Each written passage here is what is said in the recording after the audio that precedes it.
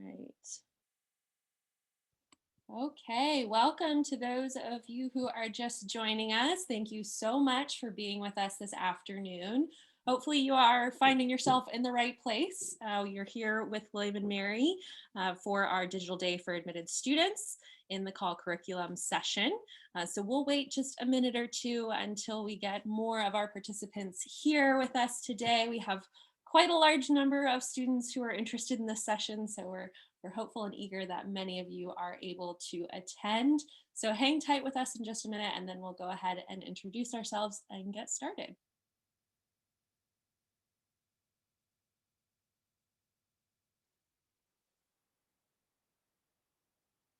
All right, welcome to those of you who are just joining us. We are super excited to have you and super excited to introduce you to the core curriculum here at William and Mary and talk a little bit about the liberal arts experience. My name is Kate Perry. I am one of the associate deans here at William and Mary.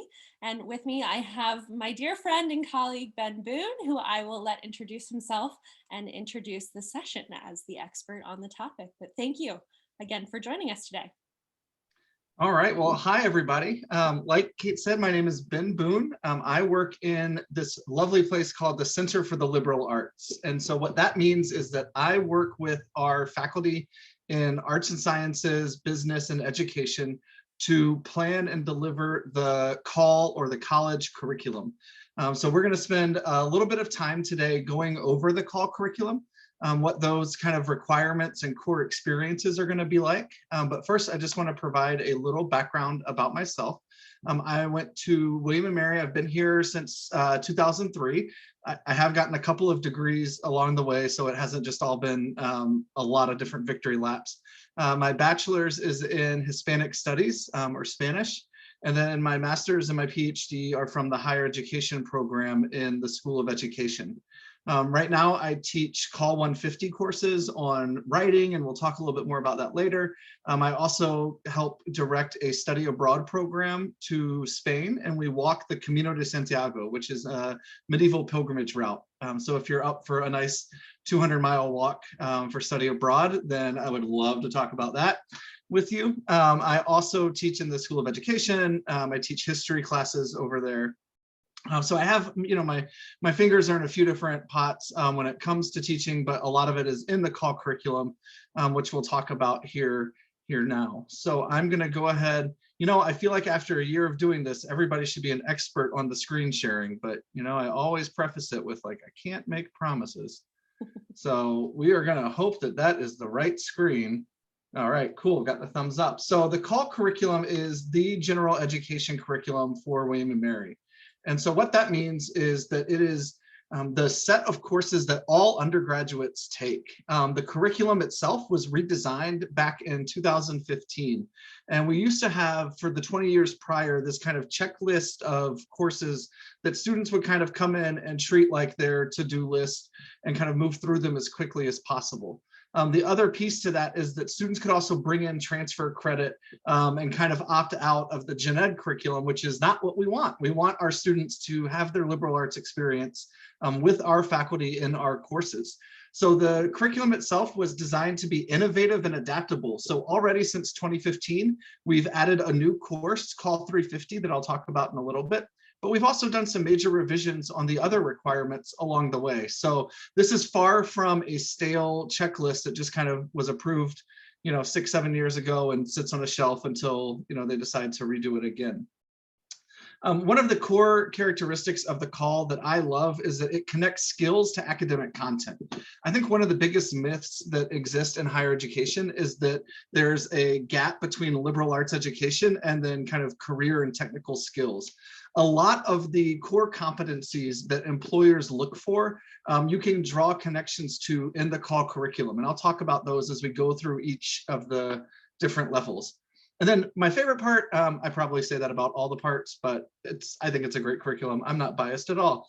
One of my favorite things is that it's a common experience for all undergraduates. So it's the only academic piece that everybody experiences, regardless of if you're a theater major, a marketing major, an education major, it doesn't matter what you major in, everybody takes these CALL courses and has an opportunity to engage with faculty in the liberal arts.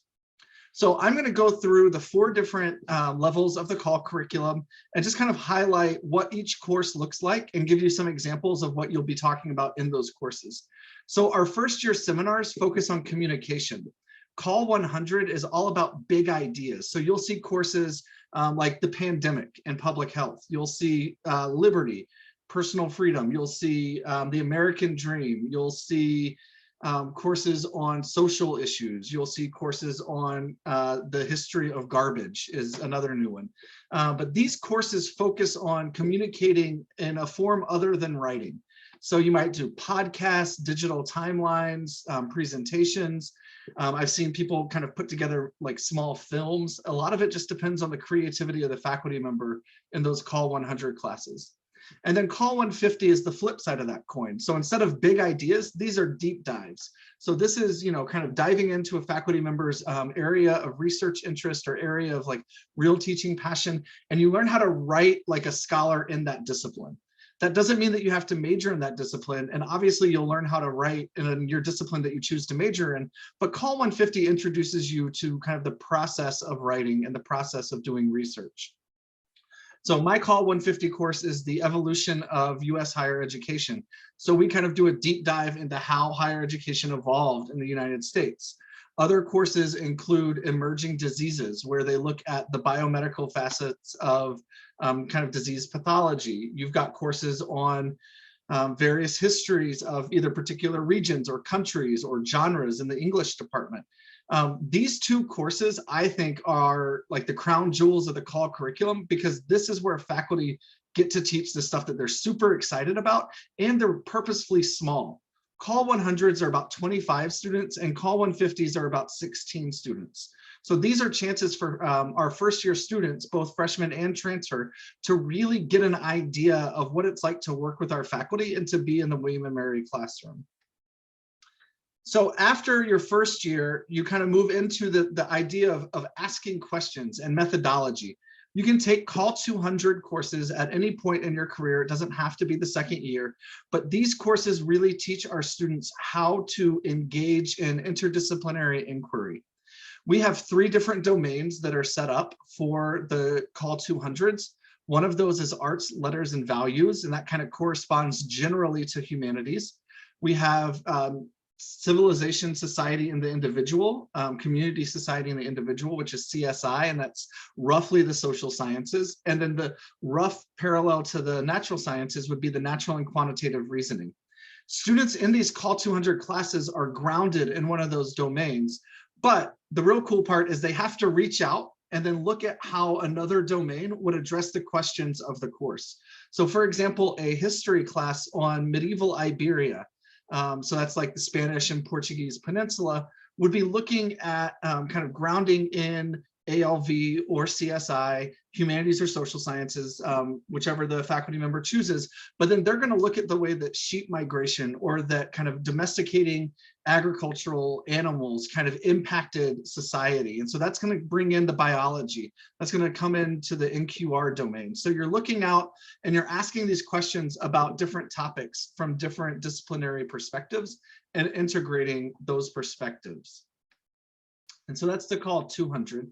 And that's really the methodology. So we've done communication, we've done methodology.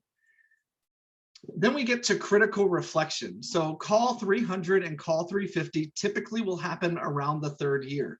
CALL 300 focuses on global perceptions, values, practices, and the way that other cultures engage in some of the big issues facing people across the globe.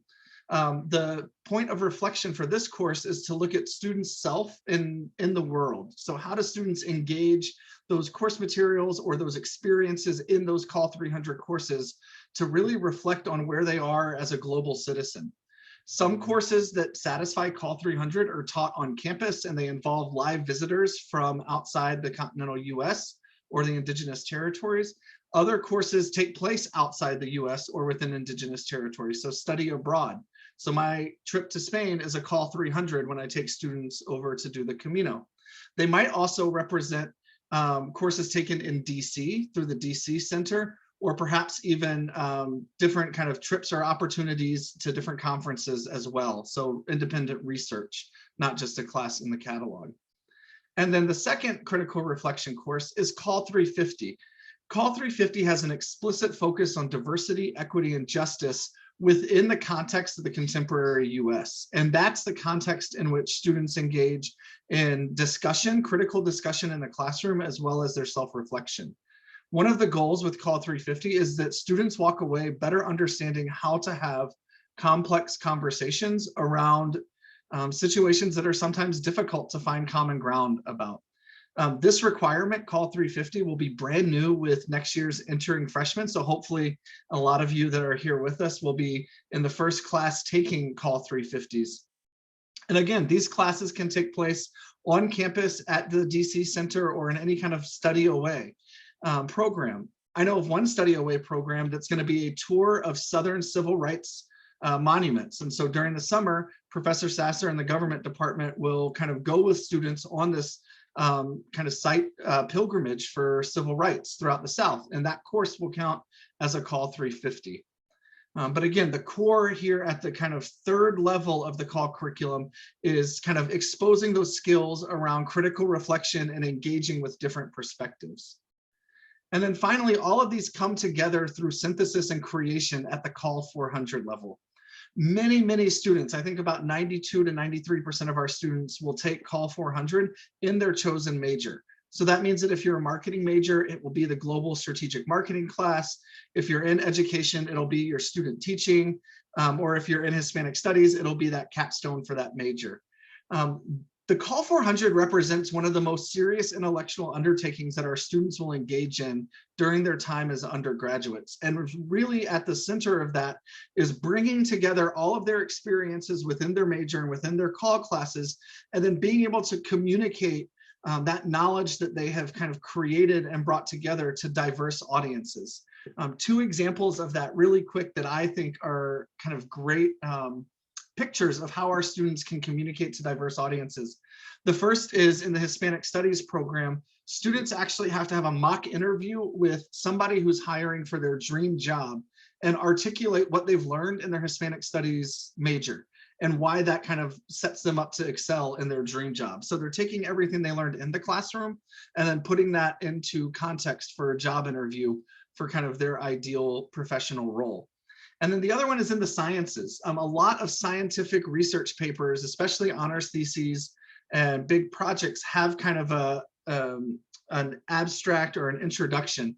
And so students have to take this opportunity to make sure that somebody like me can understand what in the world they did in their big science experiment thing, whatever that might have been. So if I can understand it, I'm pretty confident they can communicate that to a lot of different audiences. That is not how my brain works, but it's a lot of fun going to the undergraduate research symposia and hearing students really be able to kind of talk and contextualize their academic work. And so I just kind of want to emphasize as we're wrapping up the nuts and bolts description of the call, that this is meant to be innovative. It's meant to be something special to William & Mary. I really think it is. I do enjoy the fact that UVA might have just redone their gen ed a few years ago and modeled it after a certain general education curriculum here. But I'm really excited to answer any questions that you all might have about academics in general, or specifically the general education program here that's rooted in arts and sciences at William & Mary. Excellent. Thank you, Ben. And definitely encourage questions. So the hope of this session is to introduce you to this curriculum and really engage with you in an active conversation to talk about what this will look like in practice when you're here at William & Mary. So I see a few questions coming in. A quick note, definitely feel free and encouraged to use the Q&A option. And Ben will go through those individually. If you have any admission related questions, you can drop those in there too, and I'll look at those at the back end. But Ben will answer as many questions as he can Yeah, live. so I'm just gonna dive in there and start going through them from the top. So we'll start with anonymous. So how will I know which classes fulfill a call requirement? So all of our courses have these things called attributes. And so there will be a column on the course registration site that has all of the different attributes. One of the cool things to make it a little bit easier for our first year students is all call 100 and call 150 are numbered 100 and 150. All of the other calls are built within the curriculum, so they could be numbered all sorts of different things. But 100 and 150 are the ones that have to take place in a specific year. That's your first year. And they're numbered the same as their attribute. So how many courses do you take for each call? Each call is one course except for the 200.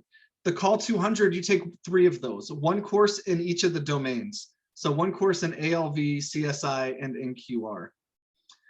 Like I had just mentioned, Allison, you can take any of the calls, like the 200s or the 300, 350 at any point. The 100, 150 have to happen in the first year. The 400 is typically your major capstone, and you're not going to be doing that before maybe your 3rd spring, but definitely most students take that in their 4th year. Call 350 typically will be taken in the 3rd year, but we actually have a lot of courses that are going to be call 100 and 150 that will also carry the call 350 attribute starting next fall. So you might see some of those in your first semester. Great question from Darius. How do you go about deciding which dual enrollment class AP credit fulfills the call requirement? It's a really simple formula and it's pretty straightforward. None of them. So all of the call classes are taken at William and Mary. The only difference there is if you are a transfer student that completed time after you graduated from high school, then that will be when you can start to look at some of that. But if you're all going to be first year students next semester, you got to do the whole call at William and Mary. That's one of the things that I love about it. Call stands for college, really not that innovative of a definition, but kind of looking at the college curriculum as the general ed curriculum. Great question from Fiona. Should we be taking call 100 the first in the fall? You can take call 100 or 150. You can do those in whichever order. One doesn't have to happen before the other. We typically fill those courses at about a 98% fill rate, which means that 98% of the seats are kind of taken for those courses, meaning there's not going to be a ton of latitude in terms of, oh, I could get my first, second, third, or fourth choice. What I always encourage students is to just dive in and kind of see what you're going to find. Those are the classes that students typically discover new areas of inquiry that they didn't think about studying, stuff that gets them excited, stuff they never would have taken in high school or thought about doing. Shelby, can a study abroad program cover both call 300 and 350, or would it just cover one call class? Shelby, I'll answer that and trying not to go down in the weeds. Technically, yes, it could cover both.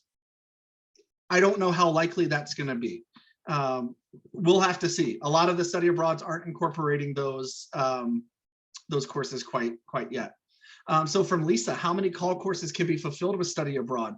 So technically you can fulfill, again, this is where it gets a little mushy. So you can fulfill one call requirement per course. The exception to that is call 350. You can double dip with call 350. So if you go abroad and you are, let's say you go on the program with me and Professor Jim Barber to Spain, my class has a call 300 and Jim's class has a call 200. So you'll get both of those. If you go to Cambridge, same thing. One of those classes will have a call 300 and one or two of those will have a call 200. So it's a little, it depends, but you can get multiple call credits over study abroad programs.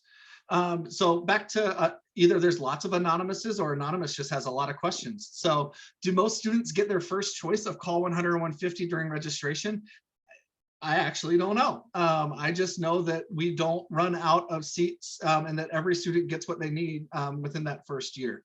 And so I couldn't tell you what the ranking is on the top courses there. Anthony's question is it common to take courses that are centered around your major and also satisfy call requirements? So I really like it when students don't do that. That's when they get out there and they get to explore and see what's out there. You also have to be careful because only 3 call classes can also count for your major. So you just need to be aware of that when you're planning things out. But that's stuff that your major advisor will talk to you about when you declare your major. And you don't have to take call classes before you declare a major. Those things start from the minute you get there and go all the way till when you leave, which is another one of the things I love about the call curriculum. I think I kind of got to the call requirements counting towards a major. They can, but only 3 courses can double count in that regard. Also, there's never a silly, I just saw the silly question go away. I don't know what that was, so. Hispanic studies and Spanish, the same major. Yes, so Hispanic studies is what you might call Spanish at other places. Here, it's much more of a cultural studies major than a kind of like language and literature major.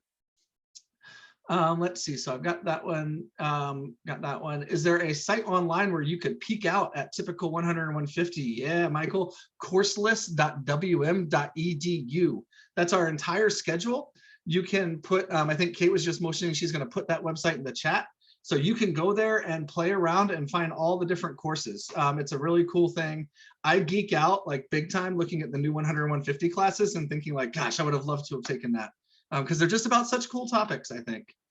Outside of the call and major minor requirements, are there other courses necessary to graduate? Yes. So we have lots of proficiencies. So there's an arts proficiency, there's a foreign language proficiency, and a mathematics proficiency. So you need to take care of those 3 proficiencies as well as the call and the major minor. Could I dive more into what a student can expect going into a first-year call class? Sure thing. So I'm going to assume that you're talking about a 100, 150. And in those courses, we have some key expectations that students will engage. One of those is the opportunity for revision. So there will be a lot of peer work. There's going to be a lot of editing and revising. There's going to be a lot of kind of library instruction. So how to find sources, how to evaluate sources, informational literacy, that sort of thing. And so those are going to be key components.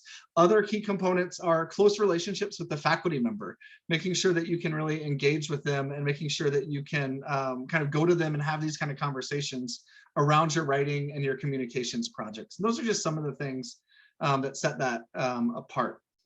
So are these classes whole year or semester? All of our classes are semester-based classes. We don't have any courses that stretch over the entire year.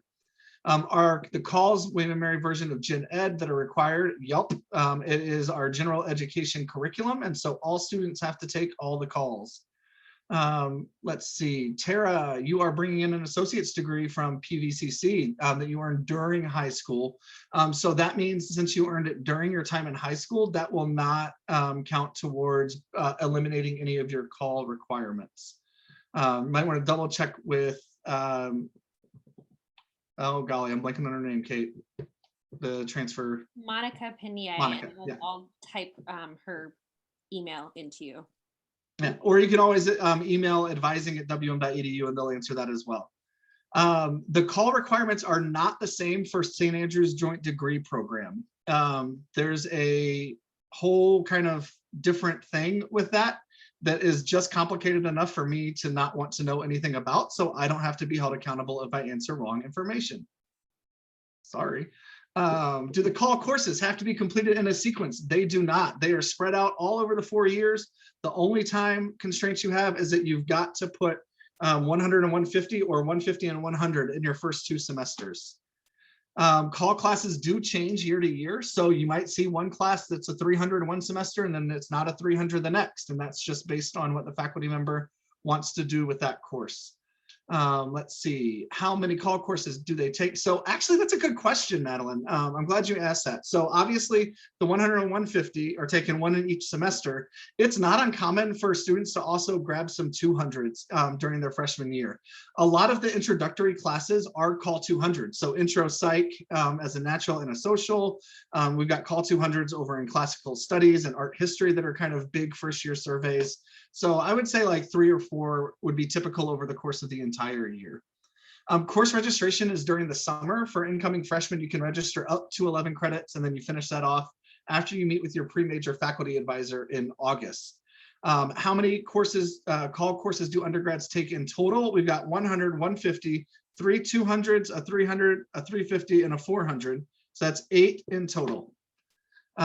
Is there a limit to how many you can take in a semester? There is not. We will gently and moving from gently to forcibly ask you to get out of one of them if you're in both a 100 and a 150 at the same time.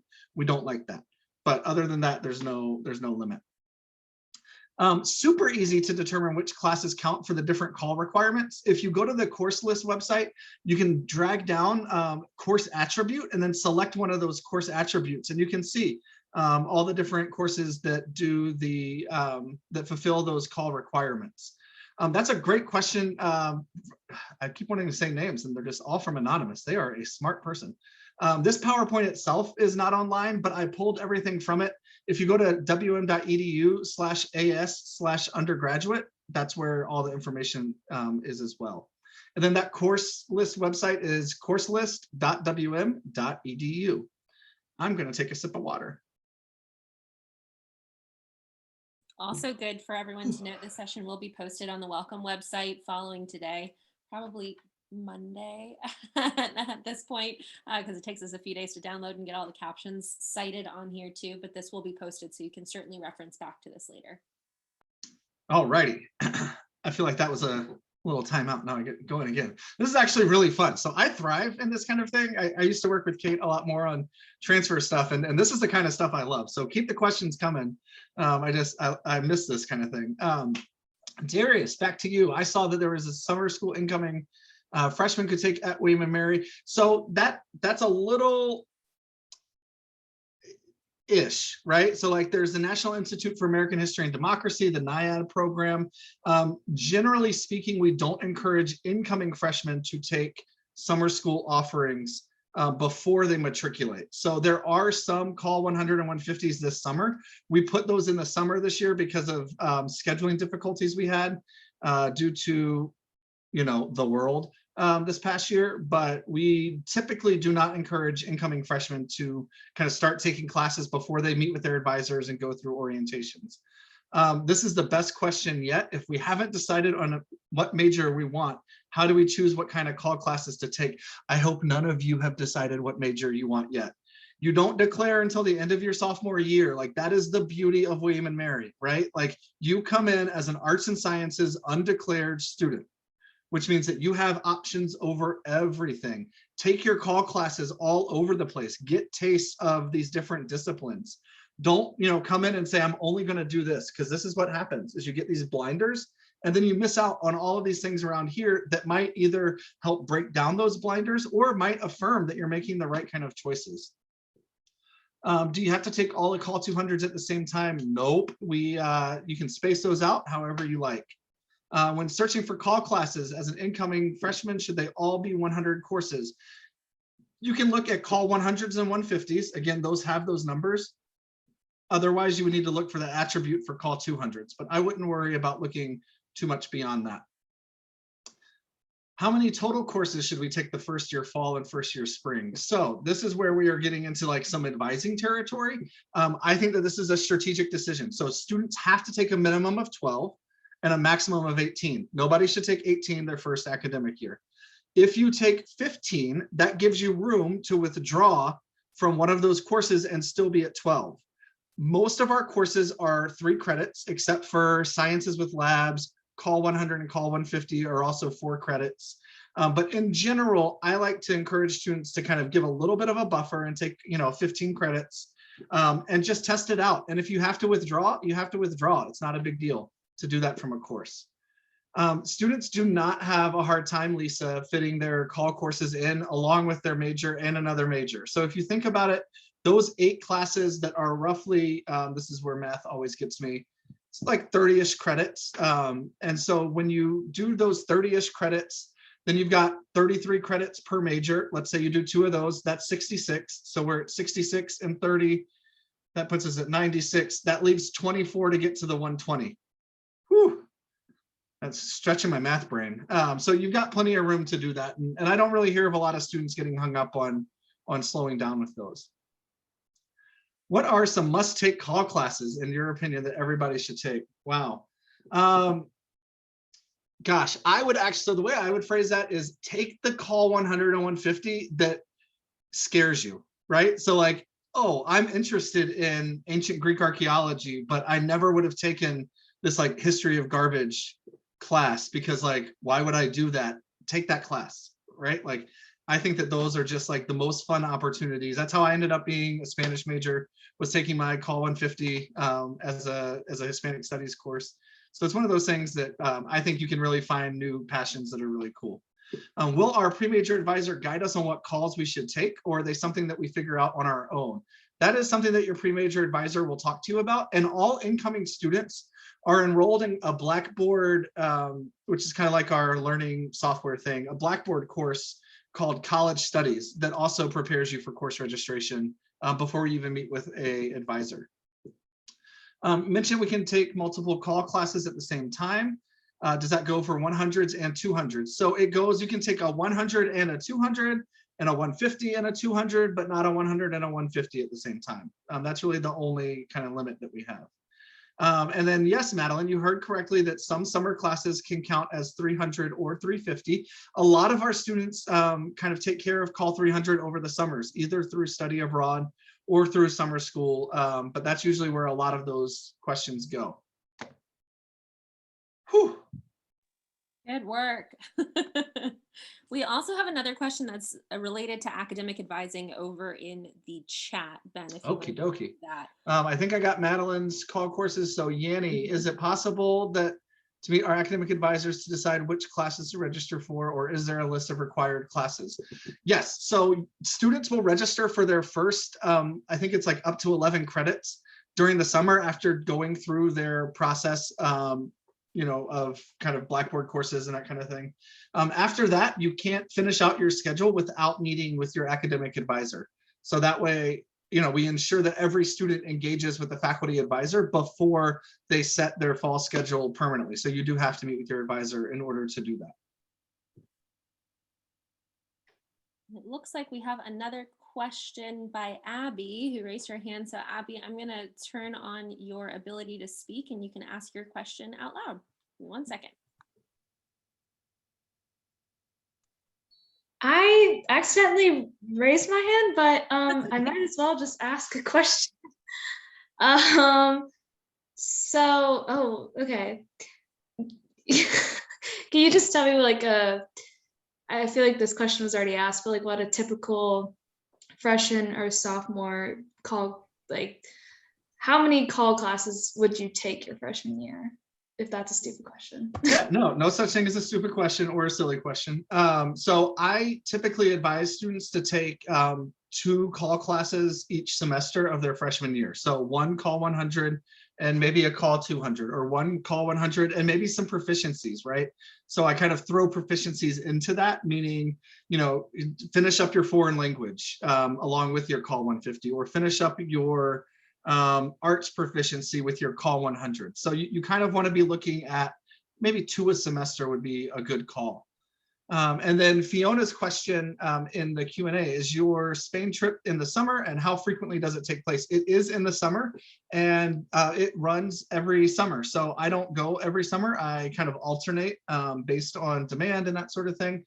There are some other faculty that take it in the years where I don't go, but it's one of the 13 summer William & Mary faculty-led study abroad programs. So if the 200 miles across northern Spain is not your jam, then we've got a program down in southern Spain in Cadiz.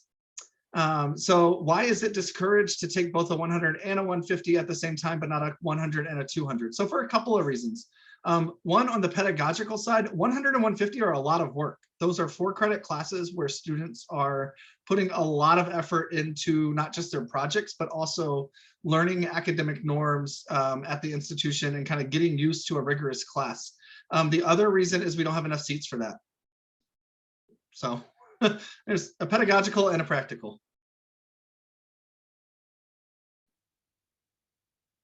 All right, when is it advised that students who want to study abroad do so?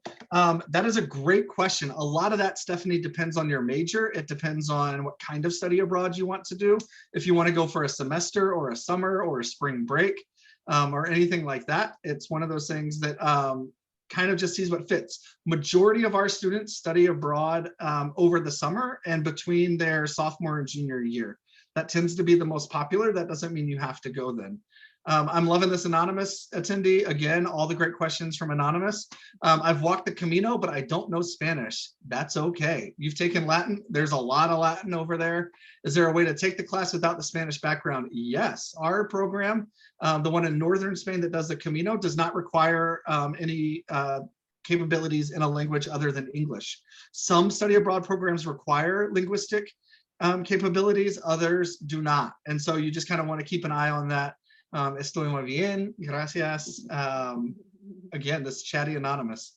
So will we get to talk to our pre-major advisors over the summer, over Zoom or email before we sign up?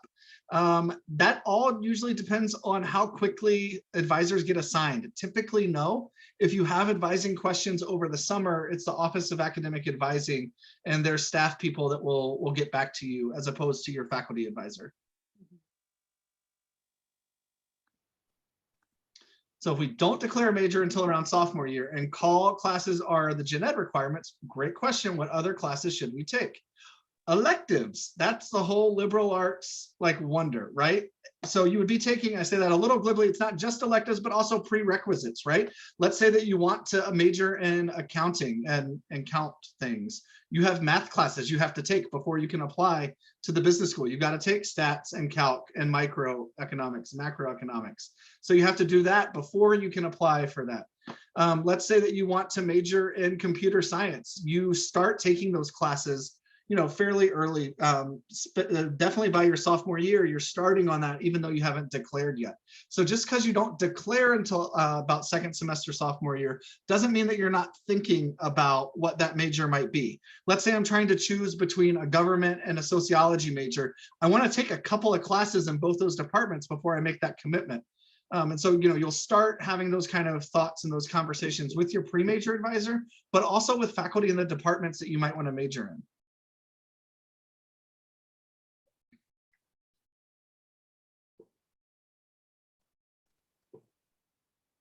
Really excellent questions, everybody. We really appreciate you taking the time to think through these options and talk about it. And hopefully you got a pretty good sense or getting a pretty good sense of what your curriculum over the next 4 years will kind of look like here at William and Mary. Would definitely recommend checking out that course list that you can see. And again, you'll get more information. I think we touched on this slightly, but after the admission process, you'll get more information from the STEP office, which they'll talk about the next steps actually in the process of what comes after this for advising and registration and orientation and all of that good stuff. Yeah, let me just hop in real quick on these last two questions. So we don't have the capacity for students to take more than one Call 100 and Call 150. Those seats just aren't out there because we do cap them and keep them so small. And then no worries if you just got off school. The requirements for STEM classes for a humanities student. So the way that I would probably reframe that question is all of our students, regardless of their major, have to take Call 200 courses that touch on STEM topics, humanities topics, social sciences topics. And so you can do a STEM class that is less STEMmy, if you will. You can find those Call 200s, or you can like dive in and take Gen Chem if you really want. If you have two distinct interests, how do you decide on a major? Quarters are usually nice. They tend to flip really easily, and generally just pick whichever one you want to be tails. Because I hear that tails never fails. No, so if you're a math nerd and you love dystopian novels, I would totally sign up for like Professor Laurie Jacobson does a Call 150 on young adult literature, and then Keith Johnson over in the English department does a couple classes on dystopian stuff. And you can double major. So if you love that math and you love those dystopian novels, also talk to Professor Claret in math, as well as Professor Vinroot, because they both teach interdisciplinary class that deals with novels and dystopian. You can definitely double major. Is it easy? Is it easy to do? I mean, Gov and Econ cover similar areas. Computer science and studio art, not as much overlap. It's all about budgeting your time and budgeting your credit. So it just kind of depends on what you want to do and how you want to do that. Great question about when do classes run? Monday, Wednesday, Friday, Monday, Wednesday, and Tuesday, Thursday. Those are typically the days that courses, the schedules that they follow. And I would say, you know, if they're Monday, Wednesday, Friday, they're 50 minutes. If they are 2 days a week, they're 80 minutes. Rarely you might have an upper level seminar that's 1 day a week for like 3 hours. I'd say if you like music and chemistry, go for it. Ironically, the chair of the music department right now is a chemist. Do call classes cover the gen eds for a double major? I think what you're asking is, are there additional gen eds if you have additional majors, and there are not. So the call is the gen ed across the board. Obviously, Yanni, I think my call class is the most popular. Other than that, I don't know why anybody would not want to take that. No, I think it really just depends on the discipline and kind of the folklore that's built up around the faculty member. If you double major, can a class count to both majors? 2 classes can do that. Will the structure of classes be similar to a flipped classroom? That really depends on what the class is and how the instructor is teaching it. So I know some folks in STEM are moving towards more of a flippy kind of style. Others are not. So that really just depends on the individual faculty member. I don't think there is a general like movement towards flippage. Is there a shopping period? I love that phrase, Darius. Yes, there is an add drop period. That's the first 8 days of every semester. And then the only call class I teach is not the study abroad. I do have a call 150 freshman writing seminar, and I'll probably do a call 350 at some point in the future as well. Part of my job is to help faculty design these courses, and so it's really helpful for me to design and teach them myself. So you might see me out there. You never know where it's going to be. So does it say where any? All right, so great question. So if you are looking right now, that is probably, I'm going to be honest with you, different than what you're going to see over the summer. We don't know for certain. Our provost has said that we want to open in person in the fall, in which case I would say the vast majority, 90+%, will be in-person classes. I don't know what the plan is for online learning in the fall. And yes, course selection, Madeline, takes place totally online in our banner system. How can I make sure classes I register for don't conflict with each other? Easy, the system won't let you do that. So it will boot you out of both of them. What % of our classes should be electives? I would say your first semester, half. What call classes would you recommend for pre-meds? Any of them that aren't in STEM, just to get some humanities in there, because you're likely going to be doing, and I don't say that like as a knock against STEM, right? Or as a like, oh, I'm a humanities person. You want to take classes that are working different parts of your brain, right? So like as an incoming freshman, you're going to be taking like Gen Chem and Bio and Calc, not all at the same time, hopefully, please don't do that. But you want classes that aren't going to be doing that exact same kind of thinking and testing schedule. You want to break it up a little bit. Let's see. I was curious whether the art in the background was thank you. It is a lantern that a friend of mine got at a silent auction for me. I love it. Nothing is coincidental when it comes to me and William and Mary. I have been there for a long time, and I love that place with my heart. And there will always be William and Mary stuff everywhere in my life. So thanks for pointing it out.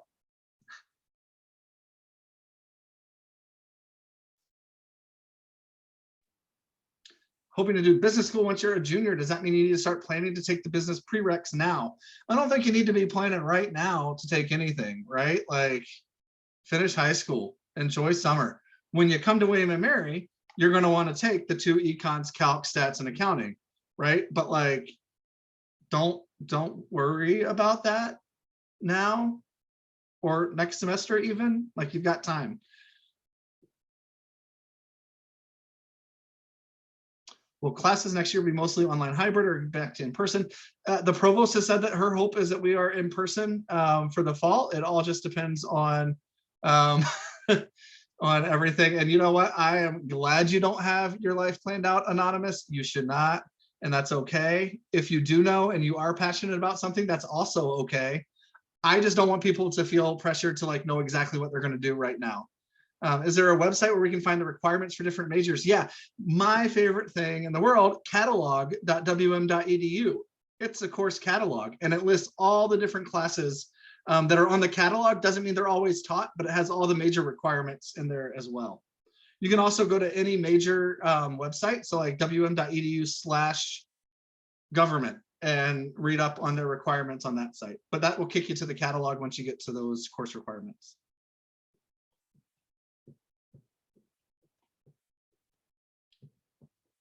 I don't know. That'll be Kate's answer. Yes, yes, sorry, I was typing chats to other answers. Yes, so this recording of this session will go live on the Welcome website. So after today, probably closer to Monday at this point, since we're creeping into Friday here very shortly, this whole presentation will be posted, and actually all the presentations from the first week will be posted on the Welcome website. And again, for anyone needing that, that's wm.edu/welcome. So you can get that very easily. Excellent, excellent, excellent. It seems our questions are slowing down just a little bit. We have a little bit more time if anybody had some final questions they wanted to throw our way. Will call classes tend to be larger in size? Great question. So your 100 and 150, no. Capped at 25 and 15 respectively. Some call classes are bigger, right? Like, your intro to psychology class is a big one. But some of them are 20, 30, 40 people. So it really just depends on what discipline they're in. I was planning on taking intro Spanish this summer at William & Mary online. So do not recommend doing that. So I'm not trying to draw a party line here. I think that there's a difference between one course versus like a whole series of courses.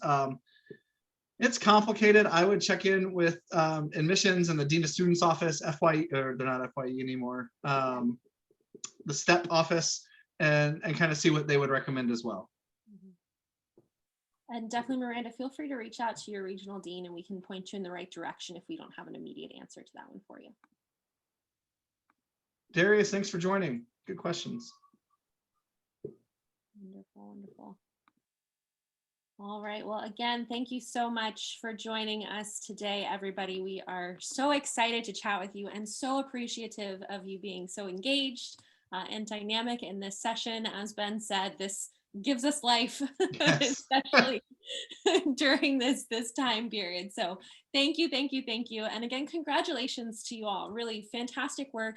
I hope, if anything, this presentation in particular has made you even more excited about the great work that you're going to get to continue at William & Mary. But I think Ben delivered some fantastic advice. Enjoy and celebrate this great achievement that you have made, and enjoy these final few weeks, months of your senior years. We hope it's a fabulous, fabulous time. And we also hope to see you at more Digital Day for Admitted Student events in the next few days. Again, if you missed any or you want to reference back to this fabulous session, you are welcome to do so on the Welcome website. We'll have all recordings available within a few days after the information session. And then also, just as a helpful and friendly reminder, we wanted to let you know that the Welcome website is your friend for all of your next steps for William & Mary. So you can absolutely pay your deposit through the Welcome website, connect with some students, connect with your regional dean, get all of your questions answered as you're making your final decisions to hopefully attend William & Mary. But other than that, we just wanted to thank you so much for joining us today and wanted to wish you a very happy almost end to your week here at William & Mary. Oh, and thank you all for your final chats. But with that, Ben and I will leave you to have a fabulous rest of your evening. Thanks, everyone. Bye.